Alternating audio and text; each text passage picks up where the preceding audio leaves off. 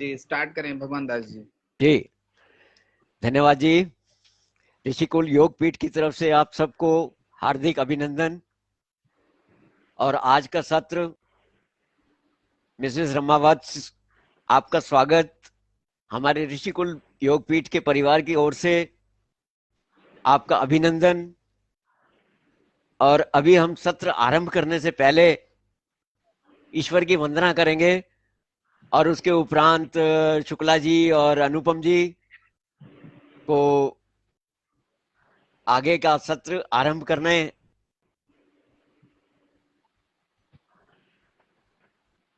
ओम, आ रही है जी आवाज? ओम। जी आ रही है, बिल्कुल आ रही आ है। रही। चलिए दोनों हाथ जोड़ें, कमर और गर्दन सीधा करें। ओम भूर्भुवः स्वः तत्सवितुर्वरेण्यं भर्गो देवस्य धीमहि धियो यो नः प्रचोदयात्। ओम भूर्भुवः स्वः तत्सवितुर्वरेण्यं भर्गो देवस्य धीमहि धियो यो नः प्रचोदयात्। ओम भूर्भुवः स्वः तत्सवितुर्वरेण्यं भर्गो देवस्य धीमहि धियो यो नः प्रचोदयात्। ओम। सादर नमस्ते। दोनों हथेलियों का घर्षण करें, पूरे चेहरे पर लगाएं। और अब मैं शुक्ला जी से अनुरोध करूंगा कि आगे का सत्र प्रारंभ करें। जी डॉक्टर भगवान दास जी, बहुत बहुत धन्यवाद आपका। और आज हमारे इस वेबिनार सत्र में जुड़े हुए सभी दर्शक व श्रोताओं का मैं स्वागत व अभिनंदन करता हूं।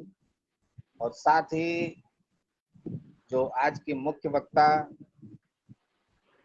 रमावत जी हैं, आदरणीय, जो काफी पहले से हमारे ऋषिकुल योग पीठ से कह लीजिए जुड़ी हुई हैं। कहीं न कहीं माध्यम फेसबुक है हमारे साथ। इस समय हमारा ऋषिकुल योग पीठ का लगातार जो सत्र चल रहा था, और आज एक ऐसा अवसर आया कि आज हम सब एक रूम में आकर के फेसबुक लाइव चैनल के माध्यम से आज जुड़ गए हैं। और आज का जो 19वां महासत्र है, इस वेबिनार आयोजन में राष्ट्रीय वेबिनार 365 दिवसीय जो लगातार आयोजित हो रहा है, तो उसके लिए आज जो कार्यक्रम का विषय है योग मुद्राएं, उस पर आज विशेष परिचर्चा की जाएगी। तो बहुत ही सौभाग्य की बात है कि हमारे साथ जो मुख्य वक्ता आज जुड़ी हैं वो गुजरात स्टेट योग बोर्ड की जो है योगा कोच भी हैं, मेंबर भी हैं, और सर्टिफाइड जापान टोक्यो से एक संगठन से भी जुड़ी हुई हैं। तो कहीं ना कहीं बहुत ही इंटरनेशनल वक्ता के रूप में आज संचालन किया जाएगा इस वेबिनार सत्र का। तो मैं बस ज्यादा समय न लेते हुए मैं बस चाहूंगा कि आज के कार्यक्रम का शुभारंभ के लिए हमारे बीच उपस्थित अनुपम जी, बिहार स्टेट कोऑर्डिनेटर, आए और मैम का स्वागत करें, अभिनंदन करें और आगे के कार्यक्रम को संचालन करने के लिए आगे आए। धन्यवाद। प्रणाम सभी को। हमारा नाम अनुपम कुमार, ऋषिकुल योग पीठ बिहार का कोऑर्डिनेटर हूँ। मैं आज के सेमिनार में श्रीमती रमावत मैडम का हार्दिक स्वागत करता हूँ। धन्यवाद जी रमा मैम।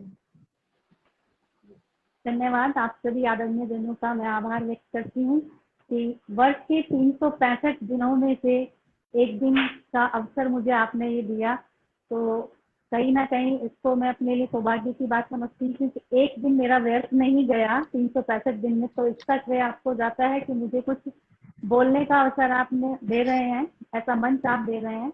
और बहुत अच्छा अभियान आपने चलाया है 365 दिन से, मतलब मैं ऐसा मानती हूँ कि जो हम परोस रहे हैं, आप लोग जो परोस रहे हैं इस माध्यम से, सोशल मीडिया के माध्यम से, तो लोग जो उसको देखते हैं, सुनते हैं, तो उसका प्रभाव उनके मन पर पड़ता है, और जो मन की स्थिति होती है वो आपके शरीर पर प्रभाव डालती है।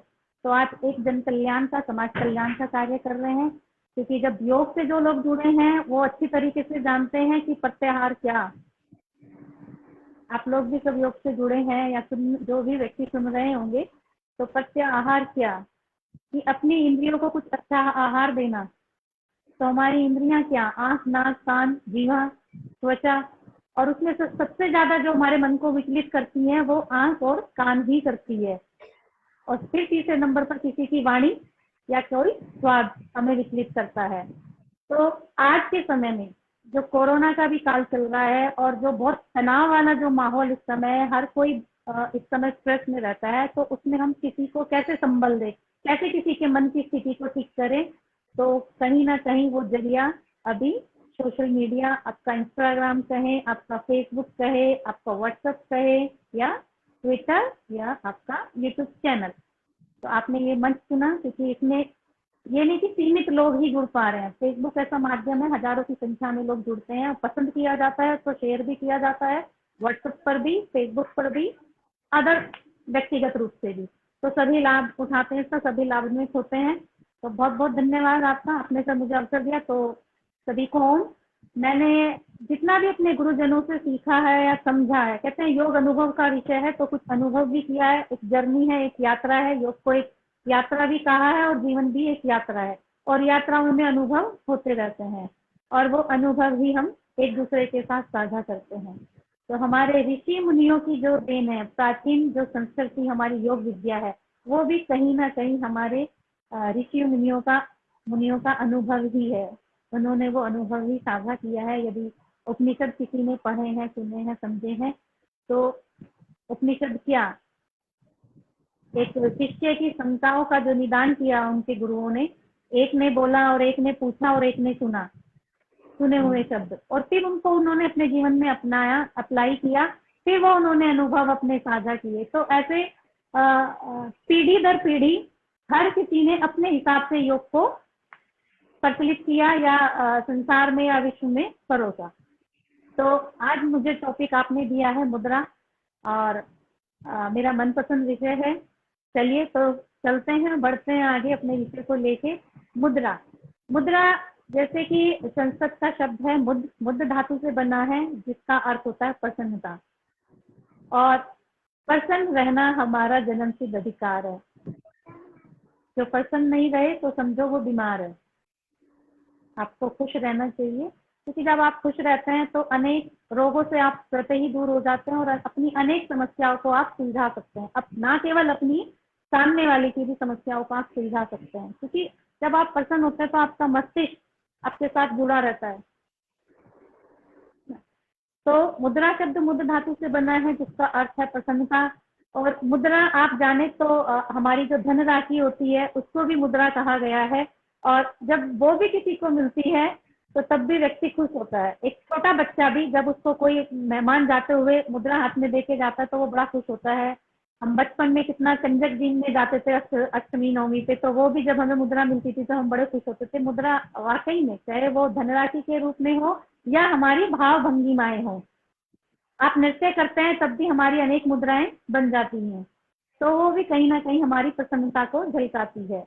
किसी व्यक्ति को नृत्य नहीं भी आता है लेकिन संगीत चल रहा होता है, तो वो उसको वहां नाचने के लिए यदि कोई व्यक्ति उठाता है, हल्के फुल्के उसमें स्टेप क्यों ना किए हो, लेकिन वो उस वक्त प्रसन्न होता है। उसकी मन की स्थिति क्या होती है, खुश होता है। वो प्रसन्न मुद्रा से ही कोई व्यक्ति नृत्य कर सकता है। तो मुद्राओं का अभी महत्व क्या है हमारे अभी योग में, क्या मुद्राएं अनेक प्रकार की बताई गई हैं, 108 मुद्राएं बताई गई हैं। मुद्रा कहाँ से ली गई है, मुद्रा को कहाँ से जोड़ा गया है, तो ये तंत्र योग का पार्ट मुद्रा को कहा गया है, तंत्र योग से इसको जोड़ा गया है। सिद्धि प्राप्त करने वाली मुद्राएं, जैसे हम धन राशि को मोस्टली सब छुपा के ही रखते हैं, तिजोरियों में रखते हैं, तो उसी प्रकार से मुद्राओं के लिए भी हमारे ऋषि मुनियों ने कहा है, शिव भगवान ने कहा है कि ये गोपनीय है, गोपनीय रखने योग्य है, गुप्त रखने योग्य है, मुद्राएं इनको बोला है। तो मुद्राएं कुछ हस्त मुद्राएं होती हैं और कुछ यौगिक मुद्राएं होती हैं। यौगिक मुद्राएं जो हम आसनों के माध्यम से हम करते हैं वो हमारी यौगिक मुद्राएं होती हैं। आप हमारा क्लासिकल टेक्स्ट बुक आप जानेंगे, हठ प्रदीपिका गहरन संहिता, उसमें अनेक यौगिक मुद्राओं का वर्णन किया गया है। शिव संहिता में भी यौगिक मुद्राओं का वर्णन किया गया है। 10 मुद्राएं हठ प्रदीपिका में है और 25 मुद्राएं हमारे गहरन संहिता में है। वो सब कोई आधार मुद्राएं हैं, कोई बंद मुद्राएं हैं, कोई काया मुद्राएं हैं, कोई मन मुद्राएं, इस तरीके से। लेकिन आज का विषय हम हस्त मुद्राओं पर ही लेके चलेंगे, क्योंकि जो प्रचलन में हो, अभी की जो स्थिति है, जो आसानी से किसी को समझ में आ सके और जो उसका लाभ उठा सके, अभी का उद्देश्य ये है। और वैसे तो जो हमारी हठ योग है उसमें आसन, षटक्रम आसन, प्राणायाम, मुद्रा, ऐसे चौथे नंबर पर मुद्रा को रखा और मुद्रा का लाभ भी बताया। धैर्य, धैर्य आपके भीतर आता है मुद्रा जब आप करते हैं, अपनाते हैं अपने योगिक अभ्यास में। तो अभी जो जैसे मैंने समझाया वैसे मैं एक्सप्लेन करने की कोशिश करूंगी। ऐसा बोला गया है कि हमारे शरीर में 72,000 नाड़ियां हैं। नाड़ियां कहें या नदियां कहें, मैं तो नदियों से ही कोरिलेट करूंगी कि हमारे शरीर में 72,000 नदियां बहती हैं। तो उन नदियों में जो बहाव होना चाहिए वो एक फ्लो में होना चाहिए, कोई रुकावट उस फ्लो में ना आए। जो भी तरल पदार्थ, मुद्रा द्रव शब्द भी उसमें आया, तो कोई द्रव्य, द्रव्य यानी कि कुछ खींचना, कोई बहाव होना। तो हमारी इन 72,000 नाड़ियों में जो बह रहा है, जो द्रव बह रहा है, वो एक लय में, एक फ्लो में बहना चाहिए, लेकिन नहीं हो रहा है। ऐसा रुकावटें आ रही हैं, कुछ शरीर के भीतर कुछ टॉक्सिन्स जमा हो गए हैं, कुछ गंदगी अड़ गई है ना। नदी में यदि पानी बहता ना हो तो वो नदी का पानी सड़ जाता है, अगर वो सही गति में ना बहे और सही दिशा में ना बहे तो वो पानी सड़ने लगता है। तो सेम कहानी हमारे शरीर के भीतर की भी है। यदि इन नाड़ियों में बहने वाला द्रव्य एक फ्लो में ना बहे तो हमारे शरीर में रोग उत्पन्न होता है।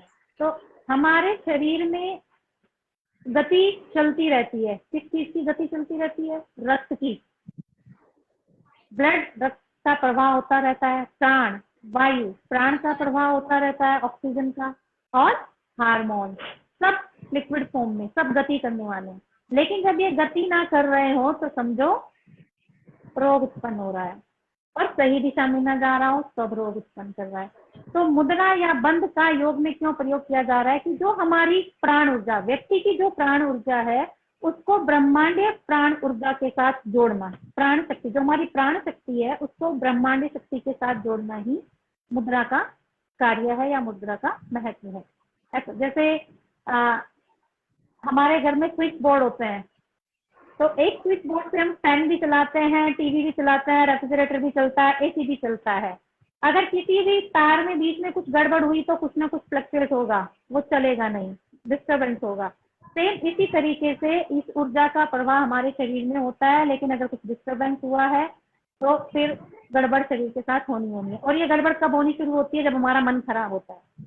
और मन आजकल सभी का ही खराब है, सब डिस्टर्ब है, छोटी छोटी बात की सब, हर कोई टेंशन ले रहा है। अभी ये रुकावटें क्यों आ रही है? देखिए, कहते हैं कि इन मुद्राओं का प्रयोग करने से अष्ट सिद्धियां भी प्राप्त हो जाती है, या 16 कलाओं वाला पुरुष बन जाता है। तो 16 कलाएं कैसे आप अपने भीतर लाएं, आप अपना व्यक्तित्व को कैसे खिला हुआ बनाएं। आप योग से जुड़े हुए हैं तो आपने 5 प्राण, 5 उपप्राण, अपने अन्नमय कोश, मनोमय कोश, 5 कोशों के बारे में भी जाना होगा। तो इन सब का अभी बात आती है संतुलन की। टॉपिक हटते हटते बहुत विस्तार है, क्योंकि योग तो पूरा समुद्र है, तो इसको पूरा हम चला सकते हैं, खींच सकते हैं।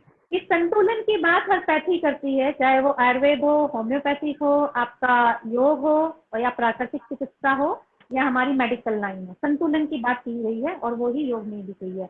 आपके पंच तत्व संतुलित नहीं हो तो आपके शरीर में रोग उत्पन्न होता है। आपके त्रिगुण संतुलित नहीं हो तो शरीर में रोग उत्पन्न होता है।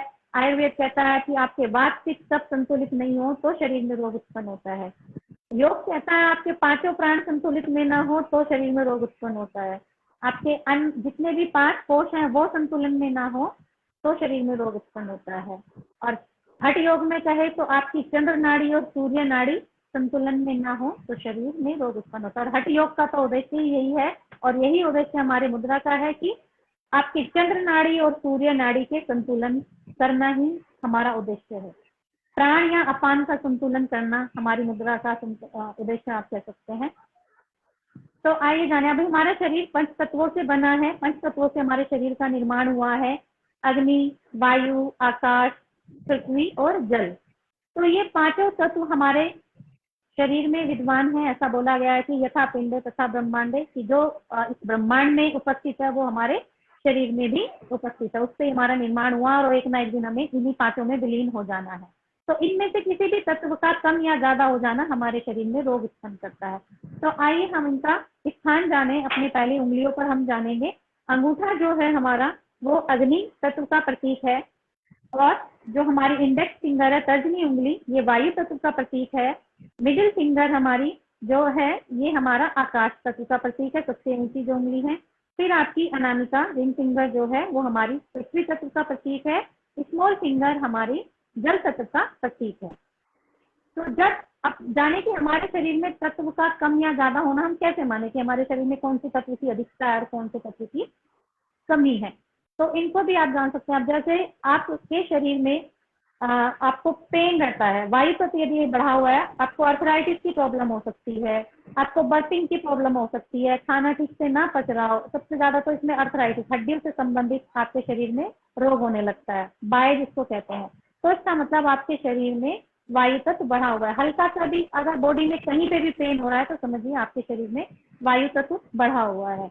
और ऐसा कहा जाता है कि यदि आपके शरीर में वायु तत्व असंतुलित हुआ है, वायु यदि बिगड़ी है, तो पित्त और कफ भी आपका बिगड़ना ही बिगड़ना है। क्योंकि वायु का क्या काम है? सभी को गति कराना, सबको लेके चलने वाली वायु ही है हमारे शरीर में। हमारे प्राण का, जो प्राण का वाहन है वो भी वायु ही है। प्राण भी वायु पर ही स्थिर होकर पूरे शरीर में गति करता है। तो वायु तत्व के लिए हम क्या करेंगे, उसको आप इस तरीके से समझ सकते हैं। हमें किसी भी तत्व को यदि बढ़ाना है तो आप अंगूठे के टॉप पर लगाएंगे, और किसी भी तत्व को यदि आपने घटाना है तो उसमें आपने अंगूठे के रूट पर आप उसको लगाएंगे। वो आपको उस तत्व को माइनस करेगा, आप उसको टॉप पर लगाएंगे तो वो उसको प्लस करेगा। तो जब आपके शरीर में वायु तत्व यदि बढ़ा हो तो आप उसको अंगूठे के रूट पर लगाएंगे और बाकी की उंगलियों को आप ऐसे सीधा रखेंगे। दोनों हाथों से आप इसको कर सकते हैं। ये इस तरीके से शून्य आपका बनेगा, इस तरीके से। तो ये हमारी वायु मुद्रा कहलाती है। और केवल ये नहीं कि आप केवल हाथ रख के ऐसे बैठ जाएं तो आप हो जाए, आपको उसके साथ अपने मन की स्थिति भी जोड़नी है। ये नहीं कि मन आपका कहीं और जा रहा है और आप उस क्रिया को कर रहे हैं, उस मुद्रा को कर रहे हैं तो आपको कोई लाभ नहीं मिलेगा। योग में कहा है कि शरीर, मन और श्वास, तीनों को जब आप एक साथ जोड़ के कोई क्रिया करते हैं तो ही वो आपको लाभ देती है। आप आसन करें लेकिन मन आपका कहीं और हो, आप मुद्रा करें मन कहीं और हो, और आप प्राणायाम करें मन और कहीं और, तो आपको वो लाभ नहीं देगा। क्योंकि मन जहाँ जाएगा वहीं आपका प्राण जाएगा। कहते हैं मन आपका सबसे ज्यादा ऊर्जा खाता है। तो तीनों को जोड़ के जब आप कोई क्रिया करते हैं तो ही वो आपको लाभ देती है। तो ये आपकी वायु मुद्रा कहलाती है। वायु तत्व यदि कम है तो आप इसको अंगूठे के टॉप पर लगा सकते हैं। इस तरीके से हमारी ज्ञान मुद्रा भी बनती है। आप स्प्रेड ऐसे उंगलियां रखते हैं तो आप इसको मतलब थेरेपी के तौर पे कि हाँ मैं वायु तत्व बढ़ा रहा हूँ या वायु तत्व को कम कर रहा हूँ। लेकिन जब आप इसको ज्ञान मुद्रा, हाँ, या चिन्ह मुद्रा या चिन्ह मुद्रा आपने सुना होगा, वो करते हैं तो आपने इनको रिलैक्स छोड़ना है, ऐसे टानना नहीं है उंगलियों को, बिल्कुल रिलैक्स रखना है। आप देख पा रहे हो तो इस तरीके से रिलैक्स मोड में आपने रखना है, उंगलियों को ऐसे तनाना नहीं है, रिलैक्स। क्योंकि प्रसन्नता का भाव होना है, आनंद की स्थिति में आना है। आप ऐसे इनको तान लेंगे, स्ट्रेस में ले आएंगे तो वो आपको लाभ उतना नहीं देंगे। आप इनको रिलैक्स मोड में रखेंगे तो ये आपकी ज्ञान मुद्रा कहलाएगी, जो हम अक्सर यौगिक अभ्यास में हम करते भी हैं। एकाग्रता के लिए ज्ञान मुद्रा कहलाती है। जिनको नींद की कमी हो, नींद न आती हो, वो भी ये ज्ञान मुद्रा आप लगा सकते हैं। ठीक है। इसके बाद हमारी आती है आकाश मुद्रा। आप अपने आकाश तत्व की कमी आपके शरीर में है तो आप ऐसे अंगूठे के इसको इस तरीके से लगा सकते हैं। अंगूठे के टॉप पर लगाएंगे फिंगर्स को तो आप आकाश तत्व को बढ़ा सकते हैं। और यही मुद्रा आपकी शून्य मुद्रा भी कहलाती है, जब आप इसको अंगूठे के रूट पर लगा लेते हैं। आंख, नाक, कान, गले से संबंधित आपके शरीर में कोई रोग है, कानों से आवाज आती है, खराटे आपको आते हैं, कानों से संबंधित कोई भी रोग आपको है, आप इस मुद्रा को कर सकते हैं। और अभी जैसे कि कोरोना काल, आंख, नाक, कान, गले से ही कोरोना का जो कीटाणु है, विषाणु है, आपके शरीर में प्रवेश करता है, तो आप इस मुद्रा को कर सकते हैं। ये भी आप कर सकते हैं। बच्चा हकलाता है, आवाज में कॉन्फिडेंस नहीं है, तो आप ये मुद्रा आप उस बच्चे से करवा सकते हैं। कानों से आवाज आती है, कम सुनता है, तो आप ये मुद्रा आप उससे करवा सकते हैं। नेक्स्ट है हमारी जो अनामिका है, ये पृथ्वी तत्व का प्रतीक है। तो पृथ्वी में सभी हमारे खनिज लवण, हमारे पोषक तत्व सब धरती में ही मौजूद है। हम जो भी अन्न जल जो भी ग्रहण करते हैं, फल फ्रूट सब्जियां, सब पृथ्वी से ही जो पैदावार होती है वो हमारे शरीर को पहुंचती है। तो यदि आप कमजोर हैं, दुबलापन है, आपको चक्कर भी आते हो और वीकनेस आपके अंदर हो, आपके अंदर ऊर्जा की कमी हो, उत्साह की कमी हो, साहस की कमी हो, तो आपके अंदर पृथ्वी तत्व कम है। आप मतलब धैर्य नहीं है या धारण नहीं कर पा रहे हैं, इवन आप ऐसे झुके हुए बैठे रहते हैं, तंद्रा आप में रहती है, आलस रहता है, कॉन्फिडेंस की कमी है, आत्मविश्वास की कमी है, तो आपके अंदर पृथ्वी तत्व कम है। तो आप अपने पृथ्वी तत्व को बढ़ाएं। अपनी अनामिका को अंगूठे के टॉप पर आपने लगाना है, ये आपकी पृथ्वी मुद्रा होगी। और आपने अक्सर देखा होगा कि जब हम देवी देवताओं की पूजा करते हैं, अपने मंगल कार्य जब करते हैं पंडित जी, तो इस उंगली से हमें तिलक भी लगाते हैं। तो ऐसा कहा जाता है कि किसी महापुरुष या की ऊर्जा भी इससे रूपांतरित हो जाती है, एक दूसरे में परिवर्तित हो जाती है। तिलक मोस्टली इस तरीके से लगाया जाता है, आपने देखा होगा इस तरीके से ये पोजीशन से लगाते हैं। तो क्यों मूर्तियों पर, भगवान की मूर्तियों पर इस तरीके से इस उंगली से तिलक लगाया जाता है, और वो भी आपके आज्ञा चक्र पर तिलक लगाते हैं। तो सामने वाले की शक्ति, सामने वाले की ऊर्जा भी आपको प्राप्त हो जाती है, दोनों में अदला बदली उन शक्तियों की हो जाती है, ऐसा बोला जाता है। आपका वजन बढ़ा हुआ है, मोटापा यदि अधिक है, तो आप अनामिका को अंगूठे के रूट पर लगाएंगे, अंगूठे के रूट पर लगाएंगे, देख पा रहे हैं। यदि मोटापा यदि आपको अधिक है तो आप इसको अंगूठे के रूट पर लगाएंगे, ठीक है।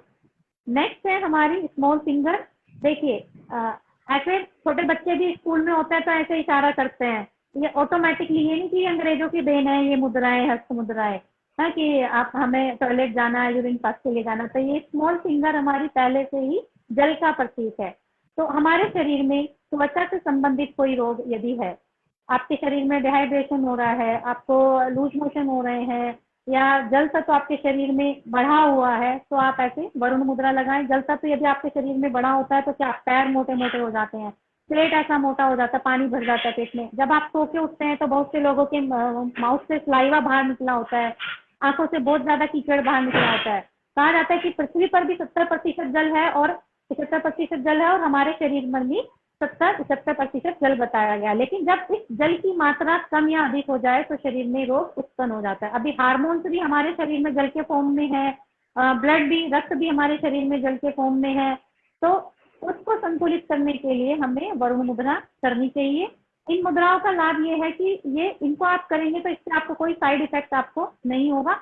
केवल एक वायु मुद्रा को आपको थोड़ा कम समय के लिए करना चाहिए। जो हम ये ज्ञान मुद्रा ये सब हम करते हैं तो इनको केवल आपको 10 मिनट या 5 मिनट का करना चाहिए। बाकी मुद्राओं की सीमा आप 40 मिनट, 30 मिनट, 15 मिनट ऐसे आप कर सकते हैं। शास्त्रों में ऐसा लिखा है कि कोई भी मुद्रा आप 3 महीने लगातार करते हैं तो वो आपके शरीर में सिद्ध हो जाती है, ऐसा इनके बारे में बताया गया है। इसके अलावा मैं अब कुछ मुद्राएं आपको प्राण के ऊपर बताऊंगी। जैसे हमारा शरीर 5 प्राणों से बना है, हमारे शरीर में 5 प्राण विद्यमान है। जैसे उपनिषद में भी एक छोटी सी कहानी है कि कर्म इंद्रियां अपने आप को श्रेष्ठ बताने लगी, ज्ञान इंद्रियां अपने आप को श्रेष्ठ बताने लगी कि हम श्रेष्ठ है, हम श्रेष्ठ है। ईश्वर ने तो मनुष्य की रचना कर दी, जीव की रचना कर दी, लेकिन ये सब इंद्रियां अपने अपने पे इतराने लगी कि मैं श्रेष्ठ, मैं श्रेष्ठ। प्राण चुपचाप से सुन रहा था कि अच्छा ठीक है, आप लोग श्रेष्ठ है तो मेरा क्या काम, मैं चलता हूँ। तो प्राण निकल लिए तो बाकी सब निष्क्रिय हो गई।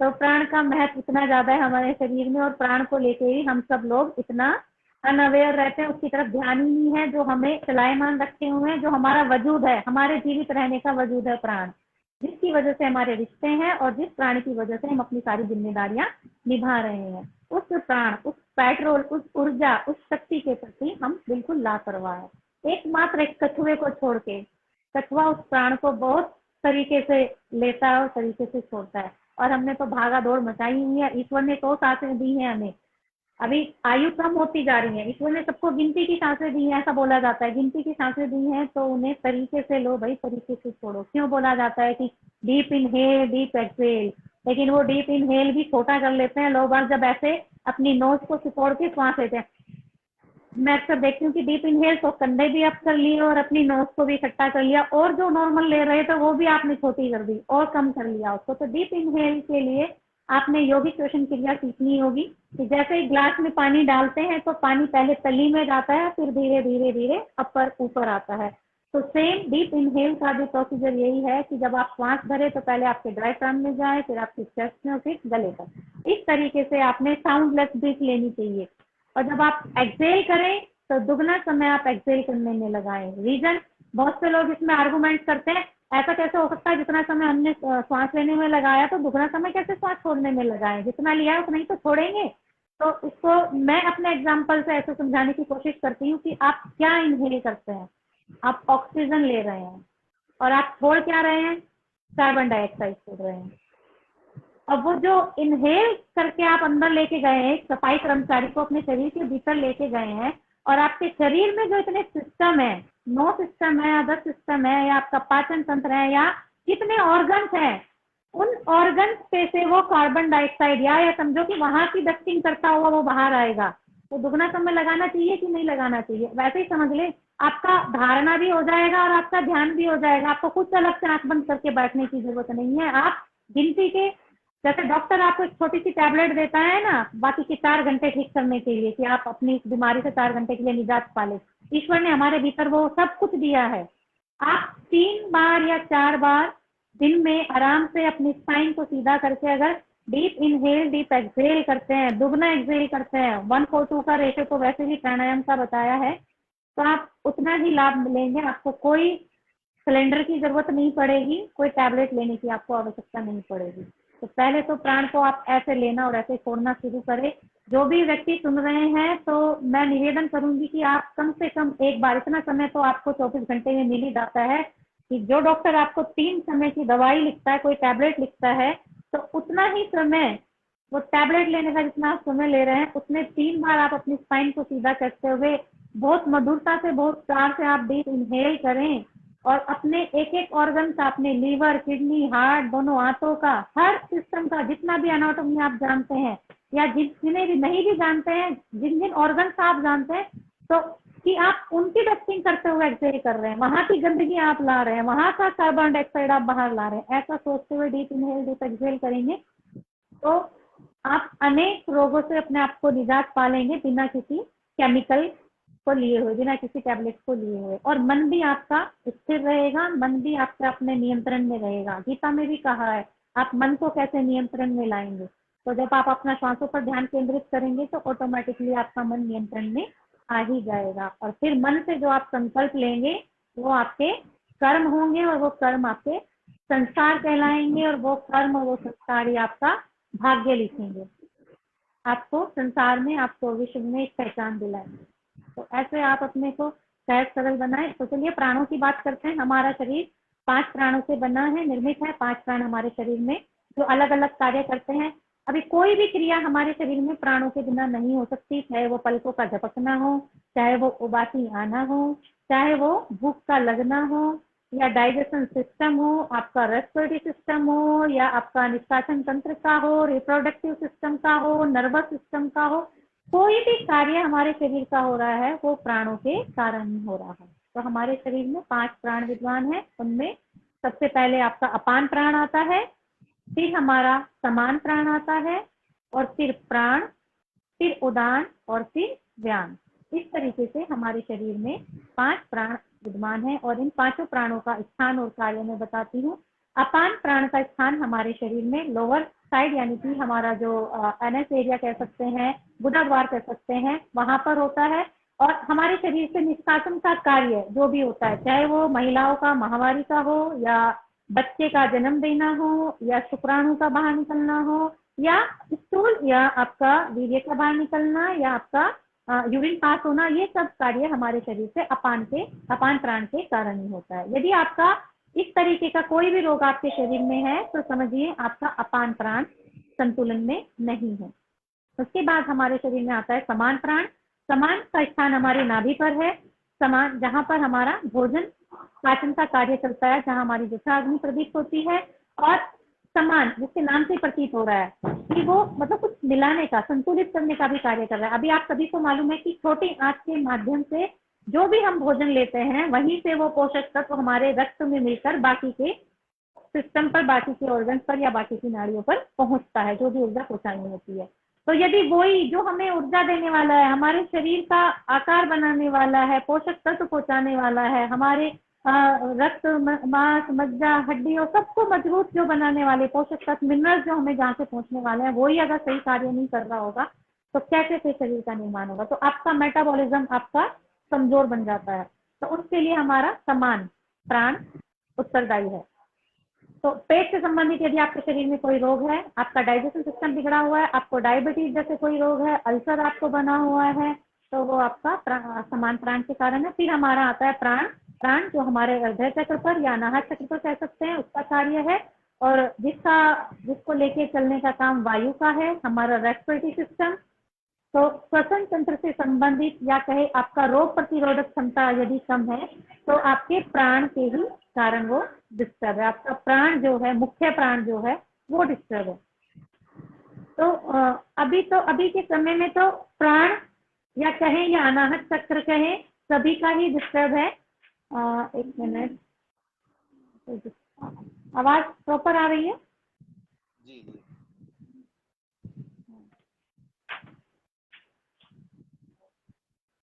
हेलो, आ रही है, आवाज आ रही है।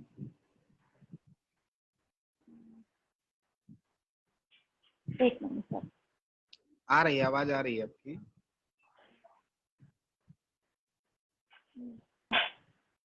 तो अभी देखिए कि अभी क्यों सबका इम्यून सिस्टम वीक हो रहा है, क्यों सबको रोग प्रतिरोधक क्षमता सबकी कम हो गई है। मैं ऐसा लॉजिक लगाती हूँ, मैं अपना अनुभव बता रही हूँ, क्योंकि अनाहत चक्र या हमारा प्राण, मुख्य प्राण का स्थान हृदय है। इसका कारण कहीं ना कहीं सबके भीतर जो ईर्ष्या की भावना उत्पन्न हो गई है, सबको एक दूसरे से शिकायतें रहने लगी है, तुलना करने लगे हैं, है ना। मतलब जितनी नेगेटिव चीजें होती हैं वो हृदय से ही हो रही है, तो ऑटोमेटिकली आपका रोग प्रतिरोधक क्षमता तो कम होनी है। अभी प्रार्थना, हमारे स्वामी सर ने प्रार्थना का अर्थ बताया था, समगत सम संबद्धम सम। हम अभी लोग प्रार्थना कर लेते हैं बिना अर्थ जाने, बिना भाव को लगाए हुए प्रार्थना कर रहे हैं, लेकिन उसके साथ भाव भी तो जोड़े। अभी उल्टा हो गया, कोई किसी को साथ लेके चलने वाली भावना किसी की नहीं है। अभी वो चाहे आप राजनीतिक क्षेत्र देख लीजिए या कोई भी संस्थान देख लीजिए, इवन अभी तो योग को भी थोड़ा राजनीति जैसा ही सिस्टम योग के क्षेत्र में भी होने लगा है। तो वहीं पर ही सबकी मन की स्थिति बिगड़ी हुई है। किसी के भी भीतर मतलब क्षमा करने का भाव नहीं है, स्वीकार करने का भाव नहीं है, और माफी मांगने का भाव नहीं है। तो हैप्पी हार्मोन्स कहाँ से रिलीज होंगे जब हम किसी को स्नेह नहीं दे रहे हैं, किसी को सहला नहीं रहे हैं, किसी की मदद नहीं कर रहे हैं, किसी की सहायता नहीं कर रहे हैं, केवल छीनने में लगे हुए हैं, मैं की भावना लेके आगे बढ़ रहे हैं। हम तो है रहा ही। अभी तो एकाकी परिवार वैसे हो गया, पहले के समय में संयुक्त परिवार होता था तो कितना प्रेम सबका आपस में रहता था। तो अभी एकाकी परिवार हो गया तो वैसे ही वो चीजें सबकी कम होती जा रही हैं, रिश्तों में मधुरता रही ही नहीं है। परिवार से ही मैंपन सीख रहा है बच्चा, मैं, तो हम की भावना कैसे आएगी? तो सबसे पहले समाज कल्याण का लेके तो शुरुआत पहले घर से ही करनी है। भाई भाई के प्रति अच्छा व्यवहार रखे, देवरानी जेठानी का आपस में अच्छा रहे, सास बहू का अच्छा रहे, बहू सास को माँ जैसा समझे, माँ बहू को जैसा समझे, तो रोग प्रतिरोधक क्षमता किसी की वीक नहीं होने वाली है यदि आपके भीतर प्रेम की भावना है।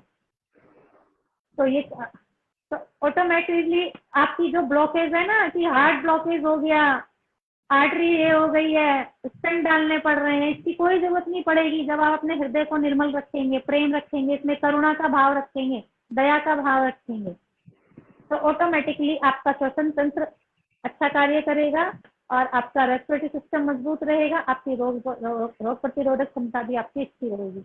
उसके बाद हमारा आता है उदान प्राण। उदान का कार्य है ऊपर की तरफ बढ़ना, यानी कि आपके आंख, नाक, कान, गले से संबंधित, मस्तिष्क से संबंधित आपके शरीर में कोई भी रोग यदि उत्पन्न हो रहा है तो आपका उदान प्राण उसके लिए जिम्मेदार है। आपको अपना उदान प्राण संतुलित करना चाहिए।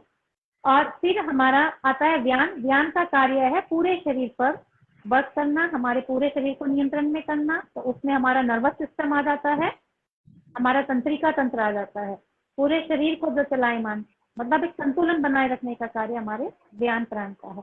तो इन सबको लेके भी मुद्राएं, हस्त मुद्राएं हैं, उनका वर्णन करते हैं।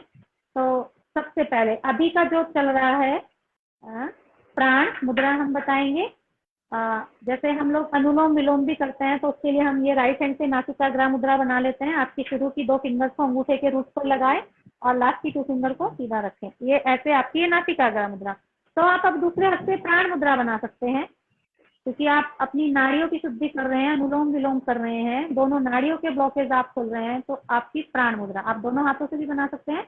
लास्ट की 2 फिंगर को अंगूठे के टॉप पर लगा के रखेंगे, तो ये आपकी कहलाएगी प्राण मुद्रा, जो आपकी रोग प्रतिरोधक क्षमता को स्ट्रॉन्ग करेगा और आपके प्राण को संतुलन में रखेगा। ये है प्राण। फिर आपका आता है अपान। अपान वायु का मैं बताने जा रही हूँ। अपान मुद्रा, आपको कुछ भी प्रजनन तंत्र से संबंधित कोई रोग है या आपको कॉन्स्टिपेशन भी रहता है, पीरियड की या पीसीओडी की समस्या जिन महिलाओं को है, कंसीव करने की कोई समस्या आपको है या गर्भाशय से संबंधित आपको कोई प्रॉब्लम है, तो आप ये अपान मुद्रा कर सकते हैं। बीच की दोनों फिंगर्स को अंगूठे के टॉप पर आपने लगाना है। 15-15 मिनट, 15-15 मिनट आप इनको कर सकते हैं सुबह शाम, दोनों का मिला के 30 मिनट की ये मुद्रा हो जाएगी। आप इसको करें।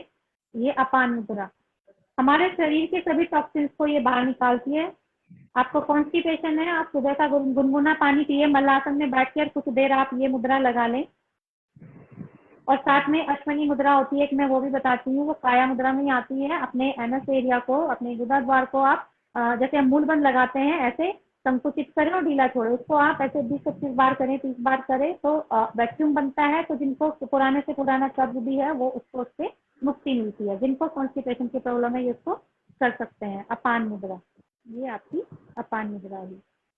फिर अभी चल रहा है जैसे हार्ट की प्रॉब्लम किसी को हो रही है तो इसको हृदय मुद्रा भी बोलते हैं, अपान वायु मुद्रा भी बोलते हैं। किसी जैसे वो छोटी टैबलेट आती है ना कि जीभ के नीचे रखवा देते हैं, कुछ ऐसी परेशानी किसी को हो रही है हार्ट से रिलेटेड, तो जिसको अभी सर्जरी भी क्यों ना हुई हो वो भी इसको कर सकता है। इसमें सेम आपकी ये दोनों मिडिल फिंगर, आपकी रिंग फिंगर और मिडिल फिंगर अंगूठे के टॉप पर रहेगी, लेकिन जो आपकी इंडेक्स फिंगर है ये आप अंगूठे के रूट पर लगा के रखेंगे इस तरीके से।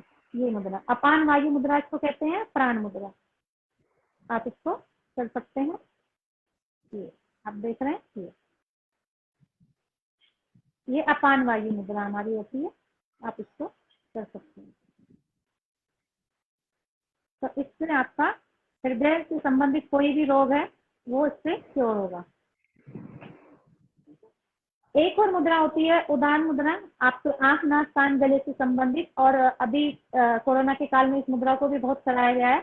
आपकी शुरू की 3 फिंगर्स को आप अंगूठे के टॉप पर लगा लें, तो ये आपके उदान प्राण को संतुलित करती है, आपकी वाणी को प्रभावशाली बनाती है। आप ज्यादा व्यक्तियों के बीच में नहीं बोल पाते हैं, आप माइक पर नहीं बोल पा रहे हैं, आप झिझकते हैं, कॉन्फिडेंस की कमी है, इंटरव्यू देने जा रहे हैं, वहां आप अपने क्वेश्चंस के सामने आप आंसर नहीं दे पा रहे हैं, तो आप ये उदान मुद्रा करें। आंख, नाक, कान से संबंधित कोई रोग है, ईएनटी से रिलेटेड, तो आप उदान मुद्रा करें। कोई इन्फेक्शन आपको हुआ है, गले में खराश है, थायराइड, पैराथायराइड ग्लैंड को आपकी ये स्टिमुलेट करता है, तो आप ये उदान मुद्रा को आप कर सकते हैं। ठीक है। इसके बाद हमारा आता है व्यान प्राण, और व्यान का कार्य पूरे शरीर को संतुलित करना है, हमारे नर्वस सिस्टम को इफेक्ट करता है। तो उसके लिए आपने देखा होगा ये जैसे हम खाना खाते हैं, भोजन करते हैं, इसमें क्या हो रहा है, अभी हमारे 5 तत्व कम हो रहे हैं, एक जैसा हो रहे हैं। हम भोजन करते हैं, अभी तो फॉर्क और चम्मच से खाने का प्रचलन हो गया है, तो उतने ही शरीर में रोग बढ़ रहे हैं। तो हमें हाथ से ही भोजन करना चाहिए। तो उस वक्त हमारे हाथों की स्थिति ऐसी हो जाती है, आपको अपनी सारी उंगलियों को, चारों की चारों उंगलियों को अंगूठे के टॉप का लगा के रखेंगे तो ऑटोमेटिकली सब संतुलन में हो जाएगा। तो इस मुद्रा में आप बैठ सकते हैं। तो ये आपके व्यान प्राण को संतुलित करना है। ठीक है। फिर आपका सॉरी, ये समान प्राण के लिए है, सॉरी मैंने इसको व्यान बोला, समान प्राण के लिए इसको कर सकते हैं, संतुलन का कार्य कर रहा है। ठीक है। एक मुद्रा होती है हाथनी मुद्रा, हाथनी मुद्रा बोलते हैं इसको। हाथनी मुद्रा का लिए आप बोल सकते हैं कि आपके शरीर को मजबूती प्रदान करता है। हाथनी मुद्रा। इसके नाम से ही प्रतीत हो रहा है कि हाँक रहा है, जैसे आप मिर्गी से पढ़े हैं, आलस भी आ रहा है, आपका नर्वस सिस्टम काम नहीं कर रहा है, आपका मस्तिष्क काम नहीं कर रहा है, आप मतलब पजल हो रखे हैं, आप डिसीजन भी नहीं ले पा रहे हैं, तो ये आपकी होती है हाथनी मुद्रा। इसमें इस तरीके से आपने 1 बाय 1 अंगूठे और फिंगर्स को आपने इस तरीके से मिला लेना है और अपने हृदय के पास ऐसे रखेंगे, आंखें बंद रखेंगे और अपनी श्वासों पर ध्यान केंद्रित करेंगे। इसको करेंगे तो आपको इसका प्रभाव साथ के साथ दिख सकता है, बहुत अच्छा फील होता है, पूरी हमारी ऊर्जा को ये परिवर्तित कर देता है, हमारे शरीर की जो प्राणिक ऊर्जा है उसको ये बाहर नहीं जाने देता और हर नाड़ियों में, आपकी 72,000 नाड़ियों में जो प्राण का प्रवाह हो रहा है वो एक तरीके से वो फ्लो होना शुरू हो जाता है। और मतलब इसका वाकई मैं इसको करती हूँ और इसका अद्भुत रिजल्ट इसका मिलता है। सभी से निवेदन है कि इस मुद्रा को आप लोग जरूर करें। तो ये आपकी हाथनी मुद्रा, आपको हाँकने का कार्य ये मुद्रा करेगी। तो इस तरीके से ये कुछ हस्त मुद्राएं हैं।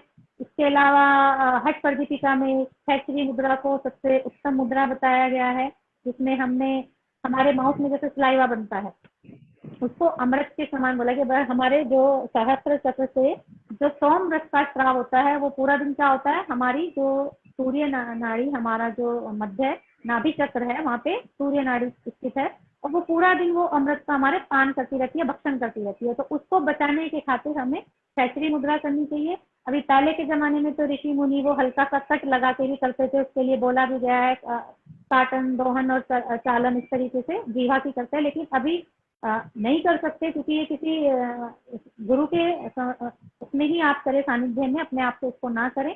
तो अभी केवल हम क्या करते हैं, यदि आपको पायरिया संबंधित कोई रोग नहीं है, दांतों के कोई रोग नहीं है, आपका माउथ एकदम क्लीन रहता हो, जीवा आपकी क्लीन हो, दांतों का कोई रोग आपको ना, तो आप क्या कर सकते हैं, अपनी जीवा को फोल्ड करके अपने तालू से आप लगाएं और जो स्लाइवा बनता है उस स्लाइवा को आप सिप सिप करके घूट घूट करके आप उसको पी जाए। तो जितने भी जो इसीलिए कितनी हमारे इसमें बोला गया है कि भोजन को आप 32 बार चबा के खाएं। जो कितने ही जीवाणु, कीटाणु, विषाणु हमारे शरीर में भीतर जाने से पहले ही आप अपनी जो स्लाइवा है लार से खत्म कर सकते हैं। छोटे बच्चे को ईश्वर भगवान ने कितना ऐसा वरदान देके भेजा, तो छोटे बच्चे के माउथ से कितना स्लाइवा निकलता रहता है।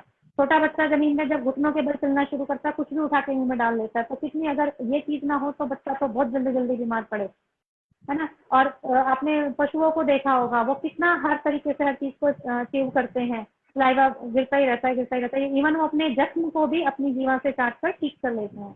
और हमारी दादी नानी के नुस्खों में तो अक्सर बताया भी जाता है कि आप अपने सलाइवा को जब सुबह उठें तो अपने मुहासों पर या अपने चेहरों पर लगा सकते हैं, तो आप उसको ठीक कर सकते हैं। तो इतना अमृत तुल्य चीज ईश्वर ने ऑटोमेटिकली हमारे शरीर के भीतर बनाई है। मतलब कहते हैं ना कि हमारे शरीर में जितने भी हार्मोन्स है, ये पूरा शरीर जो केमिकल का जो चलता ही रहता है, शरीर में चलायमान चलता ही रहता है, चलता ही रहता है। और ये जो हार्मोन्स है हमारे शरीर में डाकिए हैं, मैसेंजर है, मैसेंजर का कार्य करते हैं। तो जब वो मैसेज लेकर आता है हम उस पर रेस्पॉन्स नहीं करते हैं, तभी हमारे शरीर में रोग भी उत्पन्न होने लगता है। कहते हैं ना कि हार्मोन्स इनबैलेंस हो गए। हार्मोन्स इनबैलेंस का कारण भी हम खुद ही हैं कि जब भूख लगने का मैसेज आया और हमने उस वक्त भोजन नहीं किया, मतलब कि एर गए टाइम आप खाना खा रहे हैं, एर गए टाइम आप सो रहे हैं, जब सोने का समय आप सो नहीं रहे हैं उस वक्त आप जग रहे हैं। रात हमारे सोने के लिए बनाई है और अभी तो सबका मोस्टली रात जगने में ही निकलती है। तो आपने ऑटोमेटिकली अपनी नाड़ियों को डिस्टर्ब कर लिया। आपकी चंद्र नाड़ी आपने रात भर एक्टिव आपने की हुई है, मतलब सोना चाहती हैं लेकिन आपने उस वक्त अपनी सूर्य नाड़ी को एक्टिव किया हुआ है। सूर्य नाड़ी का एक्टिव रहने का कार्य दिन का है और चंद्र नाड़ी का एक्टिव रहने का कार्य रात का है। अक्सर जिन लोगों को नींद नहीं आती है तो वो चेक करें आपका कौन सा स्वर चल रहा है। जिन लोगों को नींद नहीं आती रात में वो चेक करें उनका राइट नोस्ट्रिल चल रहा होगा, तो वो अपनी लेफ्ट नाड़ी को एक्टिव करें, यानी कि चंद्र बेदी प्राणायाम आप कर सकते हैं। आप लेफ्ट से इनहेल और राइट से एक्सहेल करें, ऐसे आप कई बार दोहराएंगे तो आप इस तरीके से अपनी नींद न आने वाली समस्या से भी निजात पा सकते हैं। तो ये ऐसे मतलब एक दूसरे से जुड़ा हुआ ही है विषय। अनेक मुद्राएं और प्राणायाम और बंध के माध्यम से आप अपने आप को स्वस्थ रख सकते हैं। सबसे बड़ा जो इसका अर्थ ही है कि प्रसन्न रहना। आप प्रसन्न रहें तो ऑटोमेटिकली अनेक मुद्राएं आपकी बननी शुरू हो जाएंगी। ऐसा कहा जाता है कि जब आप किसी को ऐसे उंगली करते हैं तो आप अपनी ऊर्जा भी सामने वाले को दे रहे हैं। तो ऐसी उंगली कभी ना करें। कहा कि भगवान कृष्ण ने भी सुदर्शन चक्र जब उठाया था कि जब उसको उनको वो 100 गालियां उन्होंने दे दी थी, जब मतलब कंट्रोल से बाहर हो जाए तब आप अपनी ये वाली उंगली सामने वाले को दिखाएं। और जब हमारे हाथ पूरा दिन खुले रहते हैं तो हमारे शरीर की ऊर्जा बाहर की तरफ बिखरने लगती है, ये प्राण ऊर्जा हमारी बाहर की तरफ बिखरने लगती है। तो उस प्राण ऊर्जा को अपने भीतर ही समाहित करना, अपने मस्तिष्क तक जोड़ना, अपनी प्राण ऊर्जा को, अपनी ऊर्जा को अपने तक ही सीमित रखना, अपनी नाड़ियों में सही गति में प्रवाह करना, इसलिए मुद्राओं का प्रयोग बताया गया है।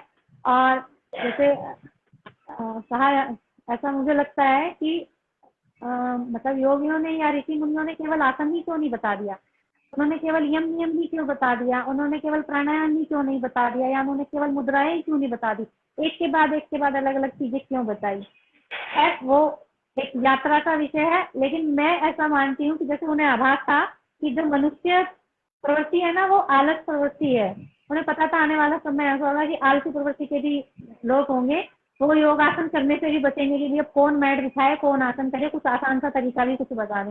तो उन्होंने शायद ऐसा कुछ सोचते हुए मुद्राओं को भी जोड़ दिया कि आप जो चल फिर के या खड़े होके आसनों को करने में सक्षम नहीं है, या फिर बहुत ज्यादा उस तरीके से बेड पे लेटा हुआ कोई मरीज है तो उनको आप कैसे क्योर करें, तो आप उनसे ये मुद्राएं करवा सकते हैं। तो जो आलसी प्रवृत्ति के लोग हैं, जो योग करना नहीं चाहते हैं, आसन करना नहीं चाहते हैं, शरीर को कष्ट देना नहीं चाहते हैं और लेकिन स्वस्थ होना चाहते हैं, तो वो आप हस्त मुद्राएं करके या कुछ आभासी मुद्राएं करके, मन मुद्राएं करके आप अपने आप को स्वस्थ रख सकते हैं, अपना जीवन सुखमय बना सकते हैं। तो जो भी मैं सीख पाई, समझ पाई, उतने ही शब्दों में मैंने साझा करने का प्रयास किया। हो सकता है कुछ छूट गया है या कुछ कम रह गया है, तो उसके लिए माफी चाहूंगी। और 2 लाइनें बोलकर मैं अपनी वाणी को विराम दूंगी।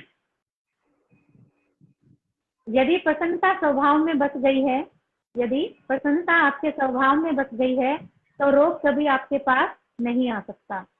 तो मुद्राएं करते रहिए और प्रसन्न रहिए, और अपने प्राण को अपनी नाड़ियों में, आपके शरीर के भीतर जो नदियां बह रही हैं, 72,000 नदियां जो बह रही हैं, उनके प्राण को, उस फ्लो को, उस प्रवाह को आप नियमित करें मुद्राओं के माध्यम से। देखो इसमें कुछ खर्चा नहीं हो रहा है, कुछ नहीं लग रहा है, बहुत प्यार से अपने खुद को स्वस्थ रखने के लिए आप कर सकते हैं। तो चलिए, और संतुलन की बात है, संतुलन करना ही योग का भी उद्देश्य है। हर कोई संतुलन करके चलता है, सब्जी वाला भी आपको सब्जी संतुलित करके ही देगा, आप ऊंचा नीचा वो तोड़ के दे ही नहीं सकता। संतुलन हर जगह है, संतुलन हर जगह होना जरूरी है। जहाँ संतुलन नहीं होगा वहाँ विवाद होगा ही होगा, है ना। तो सभी परिस्थितियों में संतुलन बनाए रखना ही प्रसन्नता है। ये प्रसन्नता की डेफिनेशन है कि सभी परिस्थितियों में संतुलन बनाए रखना ही प्रसन्नता है। तो प्रसन्न रहें, ऑटोमेटिकली आपको कोई अन्य मुद्राएं करने की आवश्यकता नहीं पड़ेगी। धन्यवाद सर आपका, और इसी के लिए युक्त शिक्षा में आभार व्यक्त करती हूँ तो मुझे अवसर दिया।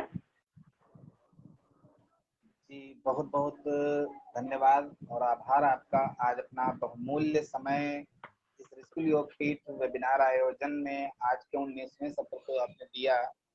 और साथ ही आज का जो आपका विषय था वो योग मुद्राएं, तो उस पर कहीं न कहीं प्रसन्नता जो एक आया ना कि प्रसन्नता तो ये अपने अंतरात्मा की चीज है, एक मन की चीज है। इसको हम जैसे चाहें वैसे अपने को खुश रखते हुए, प्रसन्न रखते हुए और दूसरों को भी खुशी देते हुए, इससे ही हम कई रोगों का अपना उपचार खुद स्वयं भी कर सकते हैं। तो ये एक बहुत ही बड़ी बात है, लोगों को समझना चाहिए कि कैसे हम अपने घर का वातावरण बनाएं, माहौल बनाएं कि सब हमारे घर के सदस्य प्रसन्न रहें, प्रसन्नता को अपनाएं हर तरीके से, और दूसरों को भी, यानी दूसरे तब प्रसन्न रहेंगे जब उनको भी आप ऐसा कोई फार्मूला दें जिसके तहत आप स्वयं भी प्रसन्न रहते हैं। तो वो कहीं ना कहीं उनकी प्रसन्नता अगर रहेगी तो वहां पे एक एनवायरनमेंट बनेगा, एक ओरा बनेगा प्रसन्नता का। तो इस तरीके से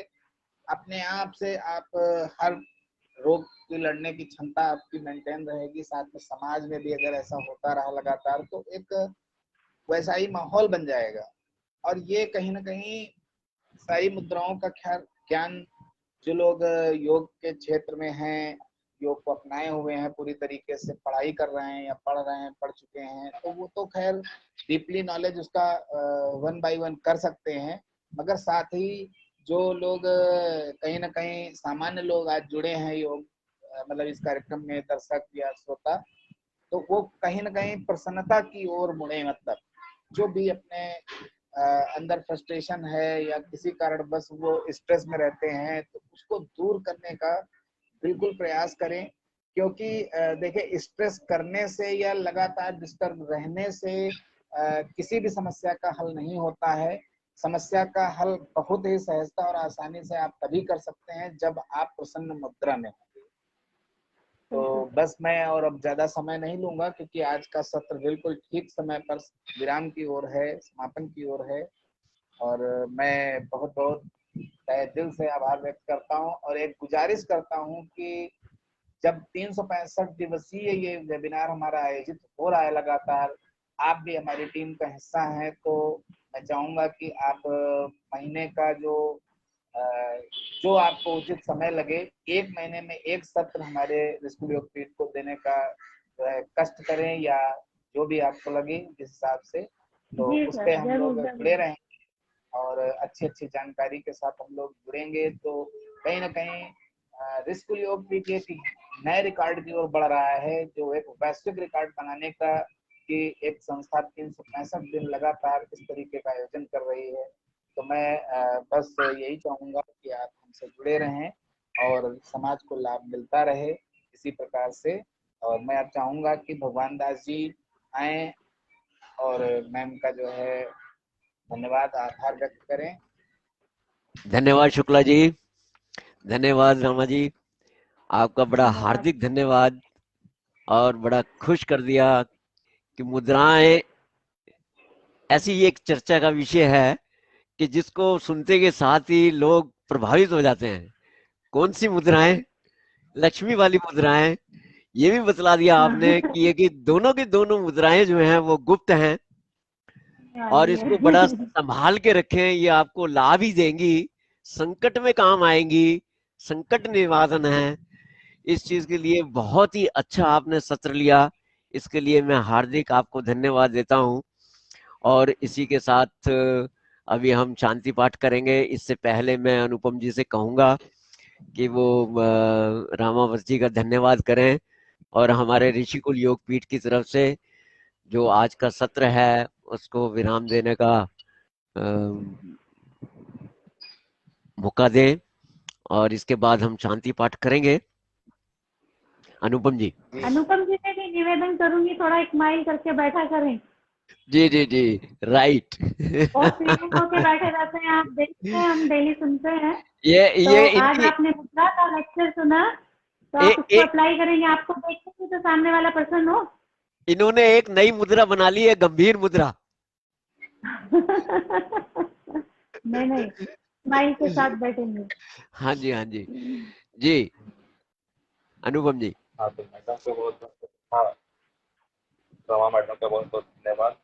मैडम आज आई हम लोग के बीच और एक अच्छे मुद्रा के बारे में ज्ञान दी, इसके लिए मैडम को हार्दिक बधाई और धन्यवाद जी। बहुत आइए बहुत सब धन्यवाद लोग। अनुपम जी, इतना सुंदर नाम आप सबके हैं। हाँ, अर्थपूर्ण नाम आपके हैं, जिनको बार बार जितनी बार उच्चारण करे अच्छा अनुभव होता है।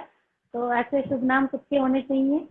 और जिनके ईश्वर के नाम के ऊपर नाम होते हैं, तो मैं अक्सर उनको बोलती हूँ, मेरे परिवार में ऐसे कई लोगों के नाम है, किसी का राम, किसी का कृष्ण, जैसे भगवान वेरी सर गुड, जी का है। वेरी तो मैंने कहा आप कभी एक आवाज में ना हाँ बोला करें, जब आपका नाम हम कई बार उच्चारण करने की राम राम राम, तब आप रेस्पॉन्स करें, तो इस बहाने हम ईश्वर का नाम कई बार ले लेते हैं। तो बहुत अच्छे नाम आपके लगे। तो ये भी अपने आप में हमें मुदित कर रहे हैं, मुद्रा दे रहे हैं, प्रशंसा दे रहे हैं आपके नाम जी, की। जी, तो जी। नाम भी सबको ऐसे रखने चाहिए जिनका संबोधन करते हुए भी आपको अंतरात्मा खुश हो, आपकी वाणी भी खुश हो। वो तो पुरानी सभ्यता में चले गए ना, वो जो अंग्रेज हमारे पास आए थे, उन्होंने नाम टीना मीना रीका करवा के सारा काम खराब कर रखा है। वैसे ही हो चलिए रहा है सर। चलिए, कमर गर्दन सीधा करें और शांति पाठ करें। खुशी खुशी आप सबसे अनुरोध करता हूं कि अगले सत्र में शाम को 7 बजे सब उपस्थित हों। बड़ी खुशी के साथ आपका स्वागत करेंगे। इसके लिए अब हम आज का सत्र विराम देते हैं, शांति पाठ करेंगे। कोमलता से आंखें बंद करें, मुस्काएं, मुस्कान बना के रखें चेहरे के ऊपर। ओम धियो शांति अंतरिक्षम शांति पृथ्वी शांतिरापा शांतिरोषधया शांति वनस्पतया शांति विश्वे देवाः शांति ब्रह्म शांति सर्वं शांति शांतिरेव शांति सामा शांतिरेधि। ओम शांति शांति शांति। नमस्ते, सबको हार्दिक अभिनंदन। दोनों हथेलियों का घर्षण करें और पूरे चेहरे पर, आंखों पर स्पर्श करते हुए धन्यवाद। बहुत बहुत धन्यवाद सभी को। पूरी टीम बहुत ही जोश और जुनून के साथ कार्य कर रही है लगातार। उनको भी मेरी तरफ से धन्यवाद। धन्यवाद शुक्ला जी, धन्यवाद रमा जी, धन्यवाद अनुपम जी, शुक्रिया। बहुत बहुत धन्यवाद।